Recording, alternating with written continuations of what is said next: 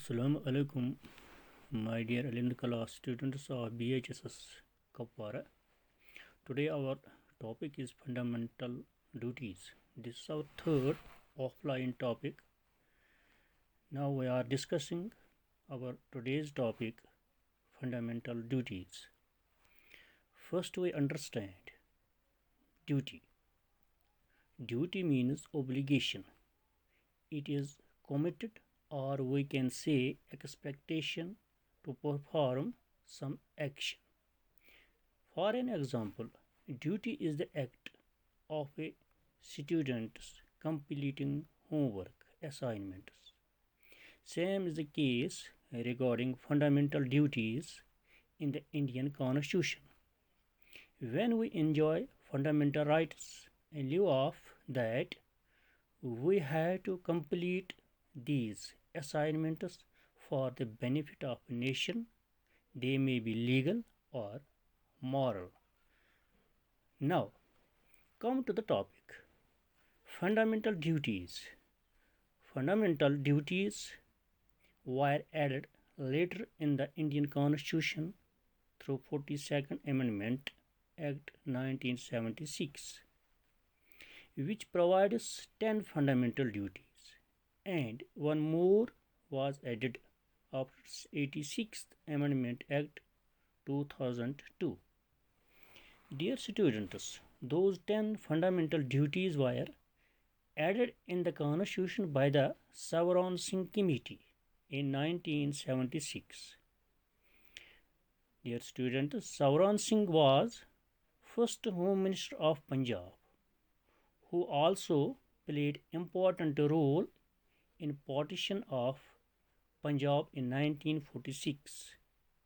He was also a longest serving cabinet minister in India. Now you can see those fundamental duties with Article 51A under Part 4th of the Indian Constitution. Those fundamental duties which were included in the Indian Constitution are: number 1, it is the duty of every citizen to abide by the Constitution and respect its ideals and institutions, the national flag and national anthem. Dear students, which means it is the duty of every citizen to respect the ideals which include liberty, justice, equality, fraternity, and institutions like executive, legislature, judiciary. You have to respect the national flag of India and anthem. Number 2, to cherish and follow the noble ideas which inspired our national struggle for freedom, which means we have to approve a noble idea having moral, character, goal, idea, or moment which gave us freedom shall be protected and have to follow the same path. For an example, the Indian Constitution has noble ideas of democracy, liberty, equality, and fraternity, so shall be protected and loved. Number 3, to protect sovereignty, unity, and integrity of India, which means it is the duty of every citizen to maintain the sovereignty of India, to refrain from any action or speech which can put sovereignty of India in danger, so to follow those actions which can preserve and protect the sovereignty, unity, integrity of India. Number 4th duty is to defend the country and render national service when called upon to do so. It means, dear students, if country is in any problem like war, disaster, for that If country feels your service for defending the country, so the citizens can render their service for the sake and sovereignty of the country. Now is the duty number 5, to promote harmony and the spirit of common brotherhood among all the people of India and also respect the dignity of women. In fifth duty, to promote harmony and the spirit of common brotherhood among all the people of India and also respect the dignity of women, which means we must be united but also be brothers like. As you know, in French Revolution, who gave the slogan that without fraternity, liberty and equality are meaningless. There are different societies living in India with different cultures, languages, religions. So, in this mixture, we have to maintain brotherhood. All citizens also respect the women and to protect them from any domestic violence.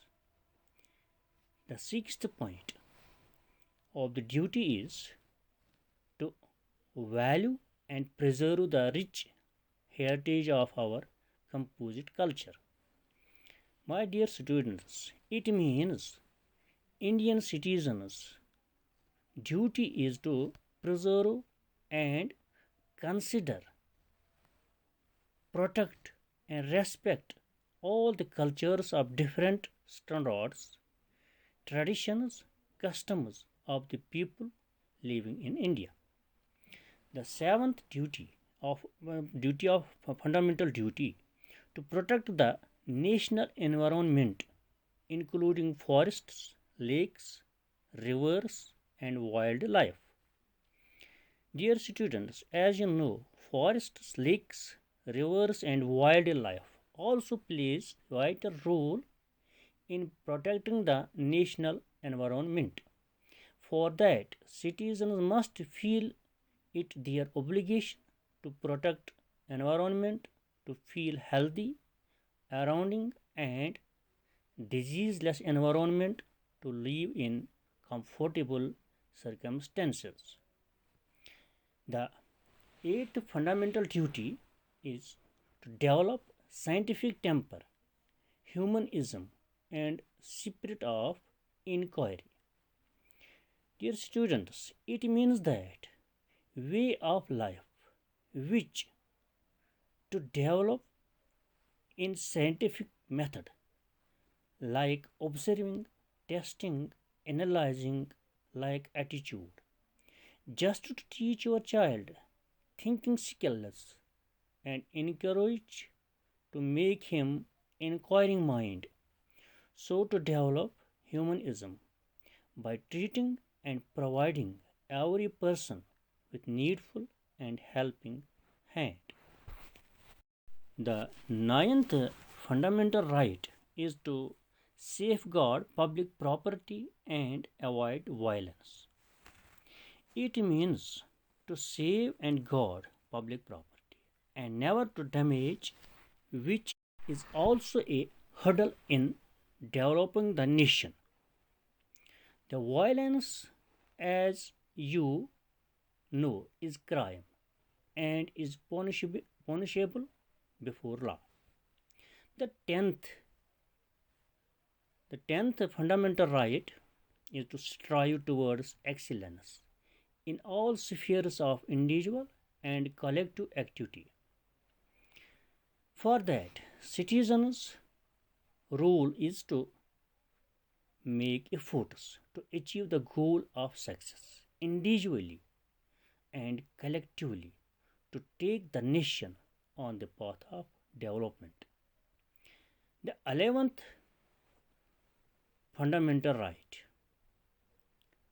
the last duty which was added after 86th Amendment Act 2002 in the fundamental duties, is right to education up to the age of 14 years.